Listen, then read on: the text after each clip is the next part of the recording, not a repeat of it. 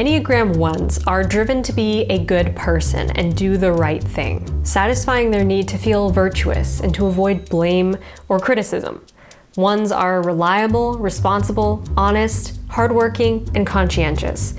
They're good at analyzing situations and clarifying issues objectively without letting their emotions interfere. However, their excessive focus on virtue can lead to self-doubt and disrupt their inner peace due to excessive self-control and judgment.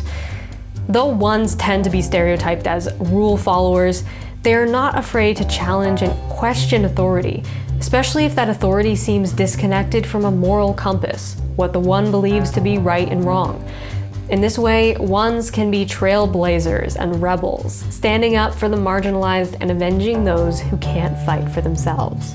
Today we are going to dive into how to use the Enneagram One personality type when creating characters. Whether you're writing a novel, short story, screenplay, video game, any expression of story. The Enneagram is an ancient philosophy connecting human behavior with human beliefs, and it has been an absolute game changer for me as a writer. So if you want to make your characters more flawed, realistic, human, conflicted, and believable, keep watching. This video is going to dive into how to write the Enneagram One, and this is part 1 of a 9-part series diving into each Enneagram personality type and how to use them in our writing.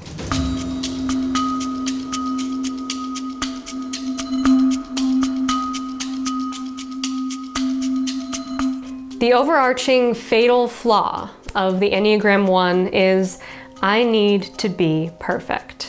Though this need for perfection, the seeds that planted it, and the goals that stem from it can vary greatly depending on the person. It's important to note that everyone expresses their need for flawlessness in a different way. Some ones might focus their perfectionism on organization and cleanliness in their environment, while others might not mind having a messy house, but rather focus intently on larger questions in a social or global realm, like issues of right and wrong. The one's greatest vice is anger. Type 1s often express their anger as something more akin to frustration, a sense of self-righteousness, or resentment. It might be called resentful. My good opinion once lost is lost forever. They usually harbor a kind of simmering low-grade anger when people or things aren't as they should be. This can manifest as irritation or frustration, especially when they're trying to maintain an image of impeccable behavior. If you wish to surround yourself with sycophants, please go ahead. I, on the other hand, would rather see things for what they are. However, when they feel their anger is justified, when they're standing on the moral high ground, so to speak, they can let that anger out full force. I don't want my own son to die either, but this is a war, and we must be in it together. High and low, rich and poor. There can be no special cases. When this type of release happens, ones can be intense and whip-smart debaters, arguing their views rhetorically, as well as binding the other person in a disagreement. That is why you resent my opinions, because they stir you from a self-imposed slumber. Winning arguments and ending as the one who is in the right is an extremely satisfying way for a one to release their pent-up anger while maintaining their standing on the moral high ground. To congratulate myself on the hope of relations whose condition in life is so decidedly below my own. Ones need to reframe their anger in this way because they see anger as a bad emotion and need to repress it in order to feel virtuous and to avoid being in the wrong. Hey, you guys aren't authorized to be in here. Son, just don't. Ones often report how they felt an intense responsibility at a young age to do things right. This was usually a response to chaos, anxiety, or uncertainty in their family, which forced them to be the one to create structure and order. A sanctuary that they could go to escape the anxiety and the chaos of everything else. This is a pretty tough situation for any child to have to deal with, obviously, and you can see how this would lead to that pent-up anger and frustration and over-control, feeling like we can't express our emotions because we have to be the one in control. See? Conceal it. Don't feel it. Don't let it show. To cope with this, ones internalize a parental voice that acts as an internal coach, keeping them on track according to specific standards of ideal behavior. The kicker? This internal critic, which initially formed to protect them, becomes a constant presence, always on the lookout for faults and imperfections in both themselves and the world around them. When life throws a ton of demands and responsibility on them early in life, these young ones step up to the plate instead of throwing a tantrum and running away. They are the ones who take control, take responsibility, and try to make their world a better place. They become the perfect child, channeling their anger and frustration into good behavior so that they can at least feel like they've done their part to do everything they could to set this right. And this strategy helps them to sweep those not so pleasant feelings under the rug. Something I have learned personally as a Enneagram One is the habit of deflecting bad emotions or validifying them through the lens of a good person. So for example, getting angry about something and then saying to a person that I know is a good person, you would be angry about this too if this happened to you. Because that's like, okay, here's my benchmark of like, this is good behavior. So getting angry about this is justifiable because that person would be angry about it too. In short, the ones driving conflict, and all they do is to strive for perfection in order to avoid the criticism and shame of making mistakes.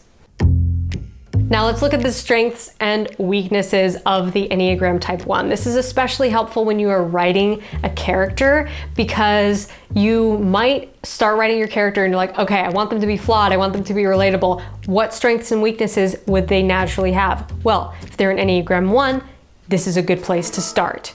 First and foremost, the inner critic. Ones have an internal critic that lives in their head, rent-free, constantly telling them what they did right and what they did wrong. This voice can be punishing. It can be very tough on you because it is always criticizing your mistakes and making you second guess yourself. But when a one does something right, this voice is there to encourage them, to tell them that was amazing, do that again next time, do better next time. It's like having a personal life coach stuck in your head constantly, 24/7, sometimes giving great advice and sometimes being a little too critical. Another strength/weakness is over control. Ones are often seen by other personalities as rigid and inflexible because they keep a tight rein on their actions and emotions and habits. They're a big fan of routines and rules, which means sometimes, okay, most of the time, work definitely takes precedent over fun and play. Virtuousness. Ones are all about doing good. They want to make the right choices, not just for themselves, but for everyone around them. They're good at following rules, but they're not afraid to challenge or question authority, especially if they feel like that authority's moral compass is askew. They're driven by a genuine desire to help and make a positive impact on others. Perfectionism. This is a core personality trait at the heart of the Enneagram One, but let's not put everyone in a box because not all perfectionism looks alike. In a second, we're going to break down the 3 subtypes of the Enneagram One and look at how perfectionism displays itself differently in each subtype. But for a quick start guide to strengths and weaknesses, this is a good place to start. Because personality is shaped by our life experience, we can often find clues to why we became the way we are by looking to the past. And the same goes for your character. If you're writing a character who is a Type 1, it's important to ask yourself what events happened in the past that have turned them into this person today.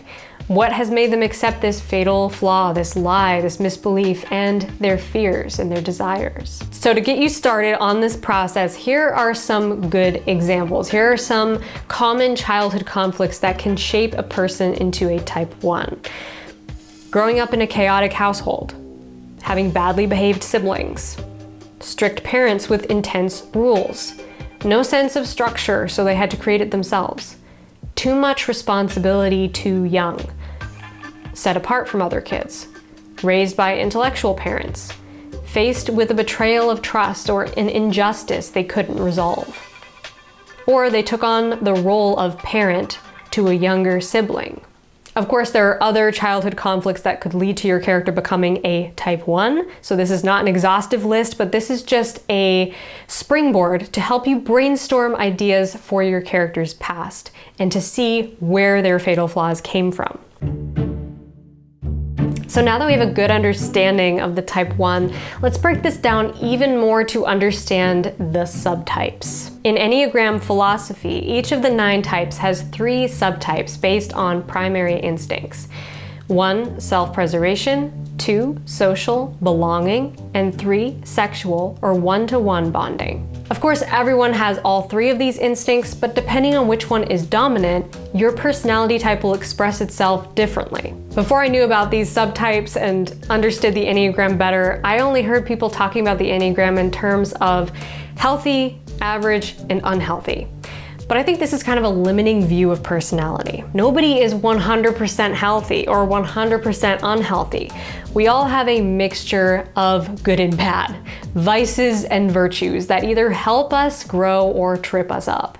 Your character's greatest strengths are also their greatest weaknesses. And they should always be on a journey of change, either ascending towards positive growth or declining towards a negative character arc that brings them to their own destruction. That's why I decided for this series to take these 3 subtypes and break them down into 2 sides, the bright side and the shadow side. So we're going to look at each subtype and explore their vices and virtues with examples. So you might be writing a character who changes positively and has an aha moment and realizes the truth. Or you might be writing a character whose shadow self consumes them because they accept their misbelief as truth. So let's break down each subtype and look at the bright side and the shadow side. Self-preservation ones, or as I like to call them, the perfectionist and the tormented. On their bright side, self-preservation ones are dedicated, hardworking, empathetic, and disciplined with a strong sense of right and wrong. They seek perfection in their own lives and tend to build a bubble around themselves in which everything is just right. They create order from chaos and find a great sense of satisfaction in following a routine. A structured life makes them feel safe and in control. They can be too strict and hard on themselves, especially when striving to achieve their idea of perfection. For this one subtype, perfecting their inner world takes top priority, above global reformation or social influence. The repressed anger of a perfectionist one usually takes on the form of frustration, which fuels the fire of the inner critic and prompts them to try harder, be better, and constantly improve themselves. A perfect character example of this is Kate from No Reservations. Working as a chef at a classy restaurant in New York City, Kate's life appears to be perfectly in order. She prides herself in creating beautiful dishes and making sure everything she does is just right.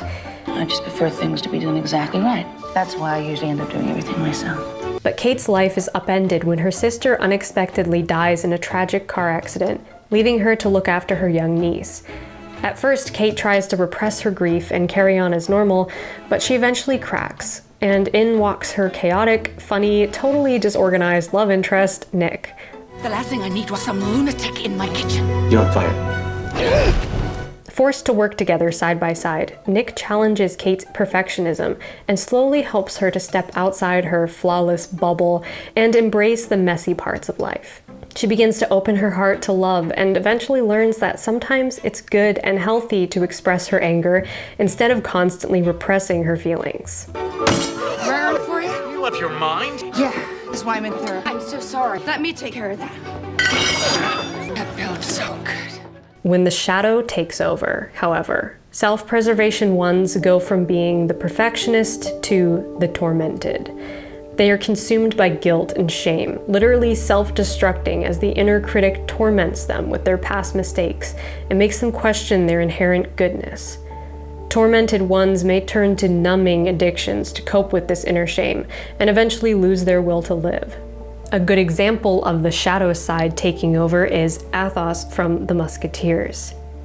Before he became a soldier in the King's Guard, Athos was a squire who fell in love with and married the seductive Milady de Winter. But when Milady killed Athos's brother, allegedly in self-defense, it fell to Athos to carry out her punishment, death by hanging. It is my duty to uphold the law. My duty to condemn the woman I love to death.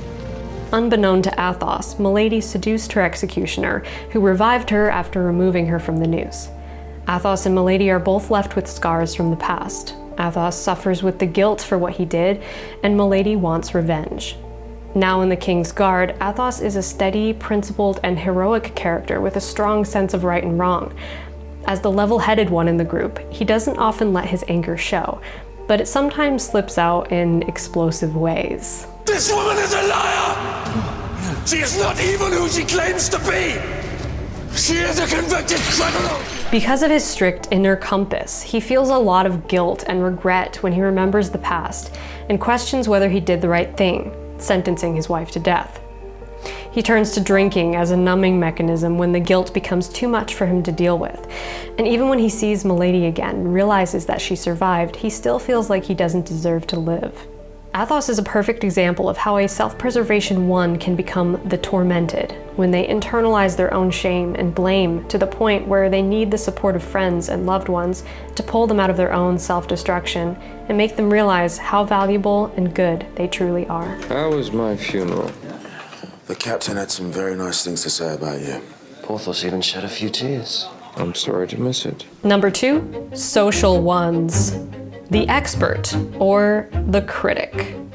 On their bright side, social ones are clever, inquisitive, observant, and typically stay calm under pressure. Unlike the self-preservation ones, they tend to focus more on setting the ideal example for others rather than perfecting their own bubble of reality. They channel their anger into an assertive confidence about being superior and in the right, which serves them well until they discover that they are wrong about something, at which point they can find it difficult to admit their failings. And I've been proven right, haven't I? I don't believe you. Even now, you can't admit that you're in the wrong. So I don't see that I am, necessarily. Oh, well, there's a surprise. Expert ones often seem wise beyond their years, even when they are young, almost as if they forgot they were supposed to be kids. It's no surprise that they typically slide into the role of a mentor or teacher. They might not realize they come off as trying to be superior, but others often feel like they're dealing with a know-it-all. May I offer you some constructive criticism? No. This particular one subtype shares some traits with type 5. They can be more introverted, seeming somewhat aloof and emotionally distant. They can be stingy with compliments and have a hard time making heart-to-heart connections, even with people they care about deeply. I think what your brother means to say is that he's very proud. What? Yes, goes without saying. It's very good, well done, very proud. Expert ones never quite feel at home in group settings and often experience a sense of alienation. When it comes to relationships, they set the bar unrealistically high. They have a lot more confidence in themselves than in others, which can make them come across as distant, being so self-reliant that it seems they don't need anyone else. You don't think I ought to stay, do you? You're certainly not. Be off with you. They are quick-witted debaters and won't hesitate to passionately argue their viewpoints. And here's some advice for you. Eliza, I'm warning you. One more word and you will find yourself in court. You might find your focus sharper, your workload lighter, if you tone down your drinking, gambling, and womanizing. A textbook example of an expert one is Mr. Darcy from Pride and Prejudice. Despite being a social subtype, he's about as antisocial as they come. Typically found hovering at the edge of a room, silently judging others, and not deigning to converse with anyone who doesn't come up to his standards. His pomposity and pride showcases how he feels superior to everyone around him. Come, you'd much better dance. I certainly shall not. An assembly such as this. But as Elizabeth Bennet begins to bewitch him body and soul, Darcy is forced to confront some of his narrow-minded standards. I had not known you a month before I felt you were the last man in the world whom I could ever marry. You have said quite enough, madam. And his character takes a positive arc towards growth, making amends through his actions and proving to Elizabeth how much he loves her. By saving her younger sister from a scandal and helping her older sister get back together with the man she loves, Darcy proves his transformation and becomes the only man Elizabeth could ever love. When their shadow side takes over, social ones become the critic, consumed by righteous anger and willing to go to any lengths to see their form of justice done. In their minds, they can do no wrong, which makes for a particularly dangerous villain character when this resentment builds into a thirst for righteous revenge. Unlike self-preservation ones, the social ones are less likely to self-destruct and more likely to administer punishment on others in order to satisfy their need for justice to be done. A classic example of this shadow side is Javert from Les Miserables. His desire for justice turns into an obsessive pursuit that eventually destroys him. Javert's relentless hunt for Jean Valjean is driven by a black and white moral code. He believes in the law above all else and views himself as an instrument of justice, which justifies his actions regardless of the consequences. There are guards without. Come quickly or they will take you by force. I advise you to let me be! Critic ones are marked by their uncompromising view of the world, their belief in their own moral infallibility, and their readiness to impose their version of justice on others. This makes them particularly formidable and sometimes dangerous characters. And finally, sexual ones. The Avenger, or the Conqueror. While the Perfectionist one is focused on themselves, the Expert one is focused on others, the Avenger one is focused more on bettering other people and the world around them. Can't you even offer help without sounding like a trumpeter on the peak of the moral high ground? And must you always sound like the sister of Marie Antoinette? On the bright side, these ones are true Avengers, unafraid to face any confrontation head-on. Their anger might erupt like a volcano, but it's a testament to their strength and resilience. Nobody is willing to fight harder for justice, even at the expense of their own lives. I gotta put her in the water. Please, don't do this. We have time. We can work it out. Right now I'm in the middle of nowhere. If I wait any longer, a lot of people are gonna die. Avenger ones aren't afraid to be assertive and go after what they want, often appearing a bit impatient and even intrusive at times. But hey, when you're driven by a higher moral code, you can justify this crusader mindset. Their anger, rather than slowing them down, actually fuels their desire and adds a sense of urgency. They're constantly thinking, I need to better this person or society to align with my ideals. They need medical care. I can't let you take my patients. They were never your patients, Lady Bell. They're my prisoners. Stand aside. Their desire to right the wrongs of the world stems from a place of genuine passion to make a positive impact. A well-known example of this Avenger one is, well, the first Avenger, Captain America. Steve Rogers is driven by a deep desire to have a positive impact, serve others, and fight for justice. Bucky, come on, there are men laying down their lives. I got no right to do any less than them. That's what you don't understand. He gets righteously angry when he sees the strong preying on the weak, and frequently puts himself last in order to save the lives of others. Even though he's a rule follower and holds his teammates to high moral standards, he isn't afraid to question authority when it seems to be corrupt or untrustworthy. And if you want to stand in our way, we'll fight you too. Cap is the textbook example of a perfect hero, self-sacrificial, morally strong, and fighting for the underdog. Which is why it's ironic that he shares the same exact subtype with Marvel's most formidable villain. See, when the shadow side takes over, Avenger ones become Conqueror ones. Their need to improve and control the external world turns them into something of a tyrant, holding high standards over others' heads and making them feel not good enough when they fail to meet the mark. Because they pay less attention to changing their own behavior and believe their actions are inerrant, they can shift from being a crusader to a conqueror, sliding into the role of ultimate authority and believing they are the only ones capable of deciding the fate of the world. Thanos from the MCU is a perfect example of this conqueror mindset. His singular mission to wipe out half of all life to prevent resource depletion illustrates his belief in his own moral righteousness. When we faced extinction, I offered a solution. Genocide. But random, dispassionate, fair to rich and poor alike. They called me a madman.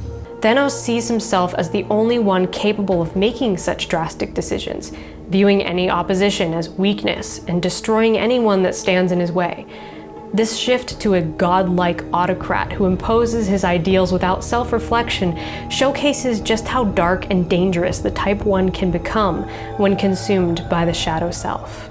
So if you're writing an Enneagram One in your character and you want them to feel realistic and relatable and not just like an archetype that was pulled out of a personality typing quiz, here are some good brainstorming prompts that you can ask yourself to dig down into their unique internal conflict. What childhood conflicts did my character experience that made them mistakenly believe they had to be perfect or perfect the world around them? What does the idea of perfection mean to them? Was there a moment in their past when they suffered criticism, shame, or guilt over a mistake they made?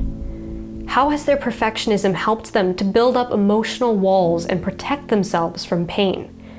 How do their weaknesses, inner critic, over-control, self-righteousness, resentment, trip them up and keep them from achieving true happiness? What is their fatal flaw or misbelief, and why is it personal to them? What ultimate truth or aha moment are they going to have in order to transform as a character?